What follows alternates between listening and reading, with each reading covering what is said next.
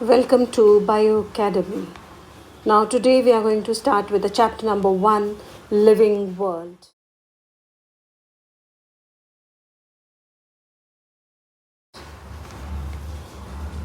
Till now, in the lower classes, you have studied about the living things and the non-living things.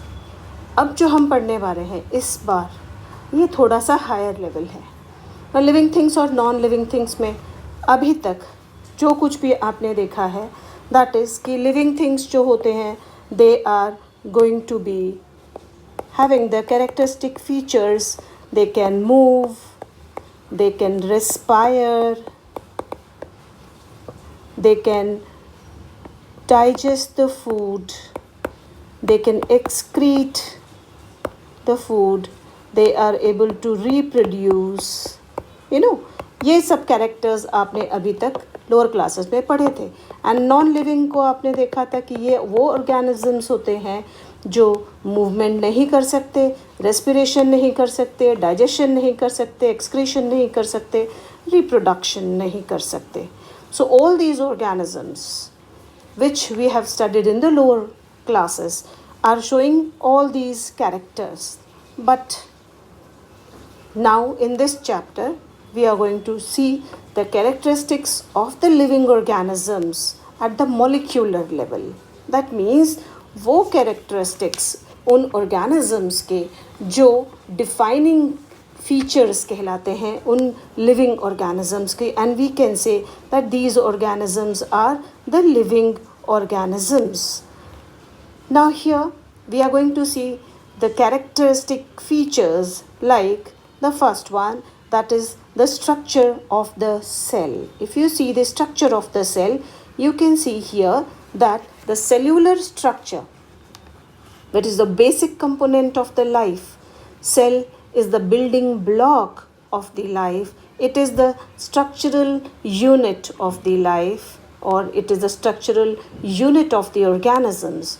And activities of the cell, that is the functional unit of the cell. तो overall हम लोग कह सकते हैं कि सारे के सारे ऑर्गेनिज्म सिर्फ और सिर्फ सेल्स के बने होते हैं. और ये जो सेल्स होते हैं these are the structural and functional unit of life. मतलब अगर मैं बोलती हूँ कि cellular structure, this cellular structure is a defining feature or not, whether this structure is a defining feature, then there are two things which are very necessary. पहला, किसी भी character को अगर हम डिफाइनिंग कैरेक्टर बोलते हैं तो सबसे पहली चीज़ है कि वो फीचर, वो कैरेक्टर अनएक्सेप्शनली सभी लिविंग ऑर्गेनिजम्स में प्रेजेंट होना चाहिए. मतलब unexceptionally should be present in all the living organisms. And second feature है that it should be absent in non-living organisms. It should be absent in non-living organisms. Yes. So can we say that this cellular structure is a defining feature? Yes, it is a defining feature because it is fulfilling these two criteria, that without any exception it is present in all the living organisms and it is absent in non-living organism because non-living organisms do not have any cellular structure. Coming to the next one, metabolism. What exactly is this metabolism? Metabolism is the word that arises from a Greek word metabol. It arises from a Greek word metabol. Okay, that is a change or a conversion. A change or a conversion. That is going to be called as metabolism. What is this change or conversion? When we are saying metabolism, that is, it is simply breaking and making of the substances. which chemicals or which substances are broken down. So we can say that complex substances are being broken down into simpler ones. They are being broken down into simpler ones, and the simpler substances are added or joined together to form the complex substances. Complex to simple, that is breaking, is called as catabolism, and making is called as anabolism. So this catabolism and anabolism together are resulting into formation of metabolism. For example, I'll give you one example that proteins are broken down into amino acids, and these amino acids जब ज़रूरत हो तब ये join हो जाते हैं to form these proteins back. That means ये दोनों जो हैं keta and ana are constantly going on in our body, and they are resulting into metabolic activities in the body. This metabolism is a character which can be done in vivo as well as in vitro. In vivo और in vitro का मतलब क्या होता है? In vivo का मतलब होता है बॉडी के अंदर जो एक्टिविटीज़ होते हैं, एंड इन विट्रो का मतलब होता है बॉडी के बाहर जो हम टेस्ट ट्यूब में करते हैं.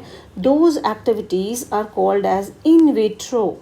अब in vivo and in vitro दोनों ही हम मेटाबॉलिज्म में दिखा सकते हैं. दैट मीन्स हमारे बॉडी के अंदर जितनी भी रिएक्शंस होती हैं, they are been carried in presence of the enzymes. सबसे इम्पॉर्टेंट चीज़ें होती हैं एंजाइम, जिनकी वजह से ये मेटाबॉलिज्म होता है, ब्रेकिंग होता है, मेकिंग होता है. लेकिन क्या हम मेटाबॉलिज्म को बाहर कर सकते हैं टेस्ट ट्यूब के अंदर? यस, कर सकते हैं, लेकिन not without the enzymes. Enzymes के बिना हम कोई भी मेटाबॉलिक एक्टिविटी, कोई भी लिविंग रिएक्शन टेस्ट ट्यूब में नहीं कर सकते हैं. इसका मतलब है कि this metabolism is a defining feature. It is a defining feature because it is fulfilling both the criteria. First criteria, that it is present unexceptionally in all the living organisms, and it is totally absent in non-living organisms. So that means this is also a defining feature. The next one, the third one, we will go to the growth. Now what exactly is this growth? The third characteristic feature is the growth. Growth is an irreversible increase in the mass, overall size of the cell, organ or the whole organism. So growth का मतलब है it is the irreversible increase in the mass, size, organ or the whole organism. Now growth occurs due to the net results of the two components. कौन से components होते हैं? Catabolism and anabolism. अगर young stage है, जब बच्चा पैदा होता है और तब तक anabolism is always going to be more than catabolism. Anabolism catabolism से ज़्यादा है. ओके, एंड ये होता है यंग स्टेज में. ओके, नाउ जैसे जैसे बच्चा बड़ा हो जाता है, he becomes an adult. Adult में what happens? Anabolism equals to catabolism. मतलब कुछ नया बनता नहीं है और कुछ भी ज़्यादा टूटता है. जितना खाते हो उतना बनता जाता है और उतना ही ब्रेक होता जाता है. मतलब दोनों प्रोसेस इक्वल होती हैं यहाँ पर. ओके, बिकॉज यहाँ ग्रोथ स्टॉप हो जाती है, आपकी फिजिकल ग्रोथ और नहीं होती, बट जो भी नॉर्मल है वो बॉडी को मेंटेनेंस में चला जाता है. अब आते हैं in the old age. Old age में क्या होता है? ओल्ड एज में केटा ज़्यादा होता है और एना कम हो जाता है. मीन्स बनता कुछ नहीं है नया, जो भी बॉडी में है वही चीज़ ब्रेक होती जाती है और एनर्जी सप्लाई करती है। तो यहाँ पर आपकी जो डाइट है that plays an important role, because जितनी एनर्जी मिलेगी उतना ही बॉडी काम करेगा। अब यहाँ पे आपके ओल्ड ऑर्गन्स हो जाते हैं, ऑर्गन्स ओल्ड होने लगते हैं, उनकी काम करने की शक्ति कम होती चली जाती है, एंड दैट इज़ वाई यहाँ पर होती है नेगेटिव ग्रोथ। अब यहाँ पे डिक्लाइन शुरू हो जाता है, ग्रोथ नेगेटिव होना शुरू हो जाती है। ओके, नाउ अगर हम इसी ग्रोथ की बात करते हैं तो you can see that this growth is seen in plants also, and this growth is seen in animals also. तो इन दोनों के ग्रोथ में क्या डिफरेंस है? अगर मैं बात करती हूँ प्लांट में, तो प्लांट में the growth is through out the life, it is through out the life, पूरी जिंदगी ग्रोथ होती रहती है। That means it is unlimited growth. Growth कैसी है? अनलिमिटेड है, कभी स्टॉप नहीं होती है। And third you can write it is indefinite, कैसे भी कहीं से भी ग्रोथ होती रहती है। लेकिन एनिमल्स की जब हम बात करते हैं, it is only up to certain age, कुछ एक एज तक ही होगी। एंड सेकेंड थिंग, ये लिमिटेड होती है, आपके हाथ पैर एक लिमिट के बाद ग्रो नहीं होंगे। And the last one, it has got a definite growth. ऐसा नहीं कि टेढ़े मेढ़े आड़े तिरछे कैसे भी आप ग्रो होते रहेंगे, बिल्कुल नहीं। आपकी ग्रोथ एक सिंक्रोनाइज मैनर में होती है। दोनों हाथ आपके इक्वल साइज़ के हैं, आपके पैर इक्वल साइज़ के हैं, आपका सर एकदम आपके पूरे बॉडी के साथ में पूरी ग्रोथ होती है। ऐसा नहीं कि सर बहुत बड़ा हो गया, पैर छोटे छोटे हैं, हाथ छोटे छोटे हैं। No, everything in a very synchronized manner. Okay, now the growth also can be extrinsic growth और it can be intrinsic growth. मतलब क्या है कि ग्रोथ इंटरनल भी हो सकती है, एक्सटर्नल भी हो सकती है। तो एक्सट्रिंसिक ग्रोथ और एक्सटर्नल ग्रोथ जो होती है, this is going to be visible in non living things, while intrinsic growth is visible, that is internal growth is visible in the living organisms. Fine.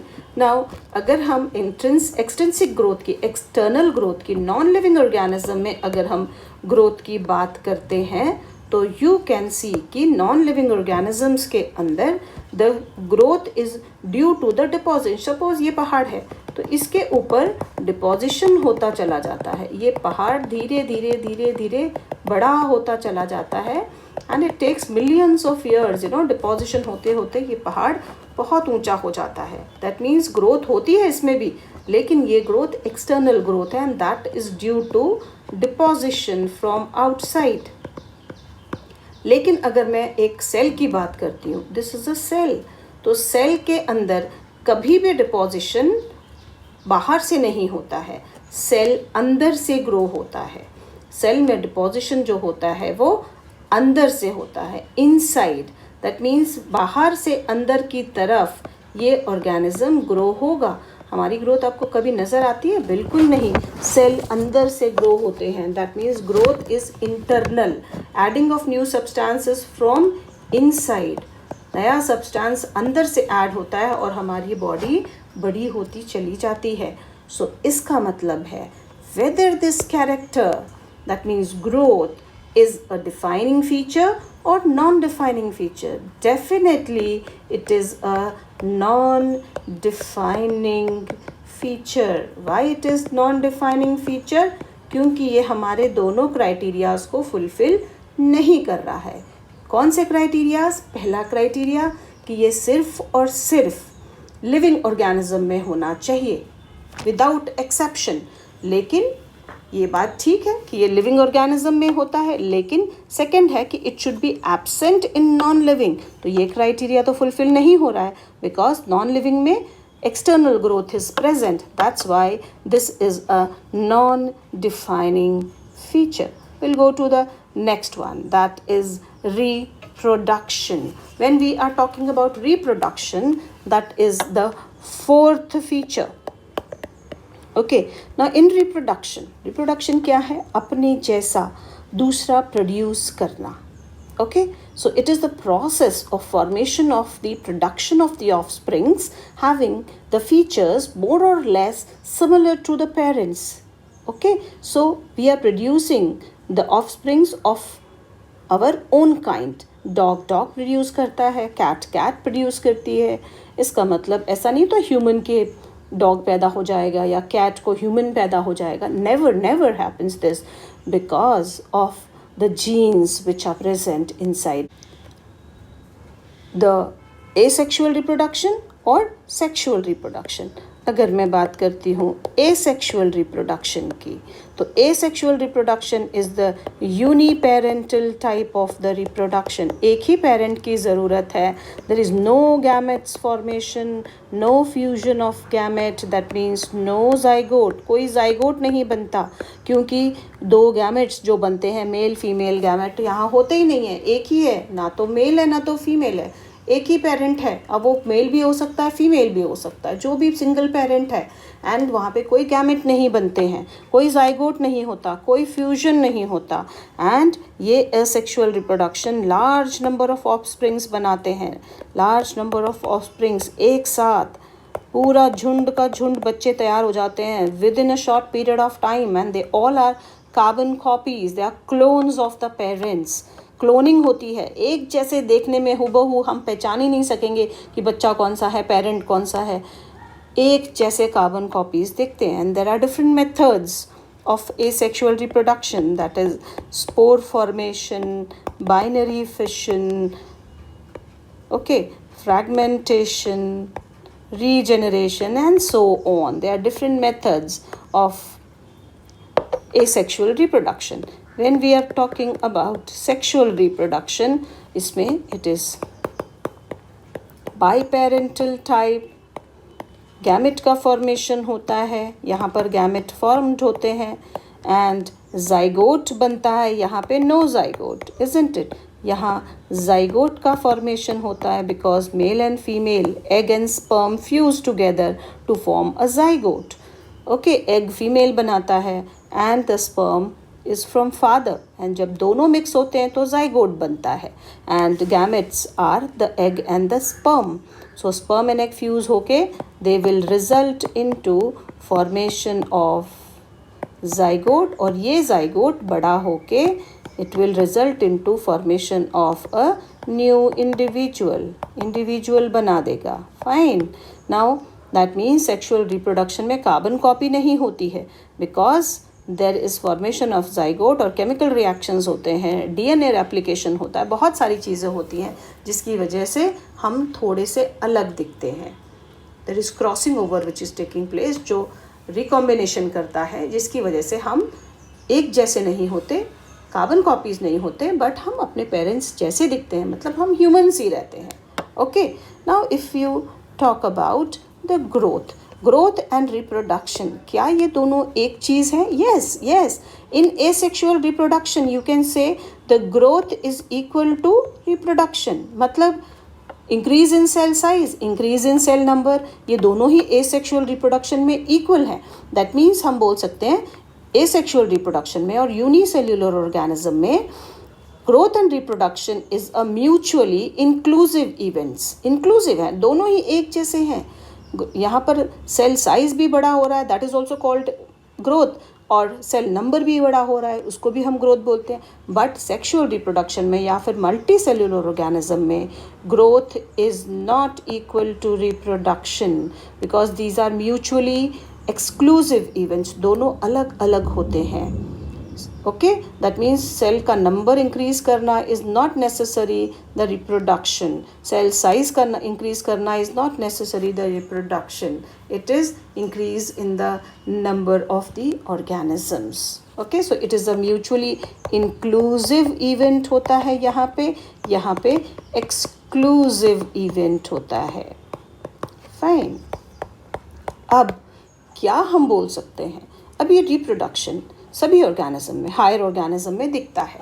तो ये जो हायर ऑर्गेनिज्म में reproduction दिखता है, क्या सारे मल्टी सेल्यूलर ऑर्गेनिजम्स रिप्रोड्यूस करते हैं? यस, करते हैं, मैक्सिमम ऑफ देम करते हैं। रिप्रोडक्शन होता है। अगर रिप्रोडक्शन होता है तो सारे ऑर्गेनिज्म करते हैं? No no no. एग्जाम्पल देती हूँ, म्यूल, खच्चर जो होता है, ये म्यूल बनता है डोंकी और हॉर्स के कॉम्बिनेशन से। डोंकी और हॉर्स जब दोनों कंबाइन होते हैं, इनके बीच में जब कैप्टिविटी में या नेचर में, नॉट कैप्टिविटी में, नेचर में ये दोनों रिप्रोड्यूस करते हैं and they form this mule. और ये जो म्यूल होता है, दिस इज़ इनफर्टाइल, ये फर्टाइल नहीं होता है। Okay, it can not produce children, मतलब इसकी जनरेशन यहीं ख़त्म हो जाएगी। ओके, डोंकी के जीन्स आगे नहीं चलेंगे, हॉर्स के जीन्स आगे नहीं चलेंगे, म्यूल बनेगा, जिएगा जितनी ज़िंदगी जीनी है और फिर मर जाएगा। उसके बाद उसकी पूरी की पूरी जो फैमिली है वो ख़त्म। ओके, ना coming to worker honey bee. Worker जो होते हैं हनी बीज के, ये भी स्टेराइल होते हैं, they don't produce children. Humans में भी देर आर दी नॉन और स्टेराइल ह्यूमन्स भी होते हैं। ओके, स्टेराइल ह्यूमन्स भी होते हैं जो बच्चे पैदा नहीं कर सकते। तो ऐसे कंडीशंस रिप्रोडक्शन में होते हैं। दैट्स वाई ये दोनों क्राइटेरियाज को फुलफिल नहीं कर रहा है। कौन से वाले क्राइटेरियाज को फुलफिल नहीं कर रहा है? पहला criteria, unexceptionally should be present in all the living organism. But यहाँ एक्सेप्शंस दिख रहे हैं हमको। म्यूल एक्सेप्शन है, स्टेराइल ह्यूमन एक्सेप्शन है, वर्कर एक्सेप्शन है। ओके, हाँ, बट सेक्सुअल रिप्रोडक्शन या एसेक्सुअल नॉन लिविंग में नहीं प्रेजेंट हो। तो सेकेंड क्राइटेरिया फुलफिल कर रहा है, बट पहला क्राइटेरिया फुलफिल नहीं कर रहा है। इसका मतलब it is a non defining feature. It is a non defining feature. Go to the next one. अब आता है consciousness. Consciousness plays a very important role. What is consciousness? Consciousness का मतलब होता है सेंसिटिविटी। कॉन्शियसनेस का मतलब है सेंसिटिविटी। किसके लिए sensitivity? Sensitivity to the environment, sensitivity to any external stimulus, may be physical, chemical, biological, किसी भी चीज़, ठंडा, गर्म, सर्दी, गर्मी या टच या ग्रेविटी, किसी भी चीज़ के लिए सेंसिटिविटी दिखाना is called as consciousness. So consciousness सभी लिविंग ऑर्गेनिजम्स दिखाते हैं, but definitely it is not present in the non living things. Living organisms consciousness दिखाते हैं, ये तो पक्का है। सो लिविंग ऑर्गेनिजम्स जो होते हैं, लिविंग ऑर्गेनिजम्स shows consciousness,